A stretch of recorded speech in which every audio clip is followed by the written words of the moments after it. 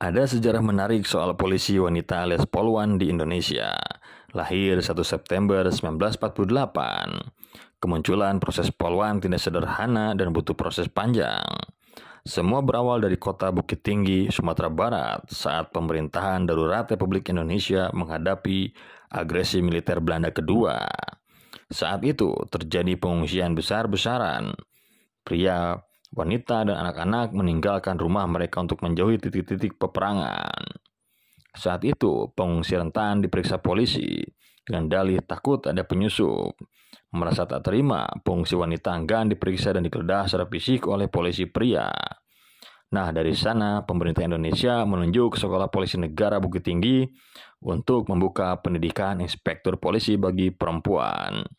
Hasilnya, terpilihlah 6 perempuan remaja saat itu: Mariana Saanin Mufti, Nelly Pauna Situmorang, Rosmalina Pramono, Dahniar Sukoco, Dasmainar Hussein, dan Rosnalia Taher. Mereka semua berdarah Minangkabau dan juga berasal dari Minang. Keterpilihannya sekaligus menorehkan sejarah kalau polisi wanita pertama di Indonesia ada 6 orang. Hasilnya, terpilih 6 orang gadis remaja lulusan sekolah menengah untuk mengikuti pendidikan kepolisian wanita tersebut. Ke-6 perempuan itu benar-benar 6 Serikandi Perintis Polwan. Usai terpilih, ikutlah mereka pendidikan inspektur polisi di SPN Bukit Tinggi 1 September 48. Ke-6 perempuan itu menjalani pelatihan sebagai inspektur polisi bersama dengan 44 peserta pria. Setelah pendidikan tersebut, maka akrablah sapaan Polwan untuk mereka. Tak lama usai dilantik, terjadi agresi militer Belanda kedua. Ibu kota Republik Indonesia yang saat itu di Yogyakarta diduduki. Soekarno, Muhammad Hatta, dan beberapa petinggi negara ditawan lalu diasingkan keluar Jawa.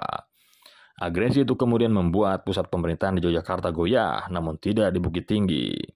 Direstui Presiden Soekarno, pemerintahan darurat Republik Indonesia lalu dibuat di sana. Ke-6 polisi wanita turut ambil bagian. Salah satu aksinya terungkap dalam buku Brigadir Jenderal Polisi Kaharudin Datuk Rangkaya Basa. Tertulis bahwa pada masa 1949, Bukit Tinggi harus dikosongkan, semua akibat ulah pasukan Belanda yang semakin mendekat. Kesatuan Brigade Mobil pimpinan Inspektur Polisi Amir Mahmud ditugaskan mendirikan basis pertahanan untuk melindungi proses pengosongan itu. Selama proses, 3 polwan yakni Rosmalina, Jasmania, dan Nelly Pauna ikut serta dalam tugas pengosongan. Lama-kelamaan, situasi genting mereda dan akhirnya Belanda mengakui kedaulatan Indonesia secara penuh. Ke-6 polisi wanita kemudian dilanjutkan pendidikan ke SPN Sukabumi, Jawa Barat. Mereka lulus pada Mei 1951 sebagai inspektur polisi.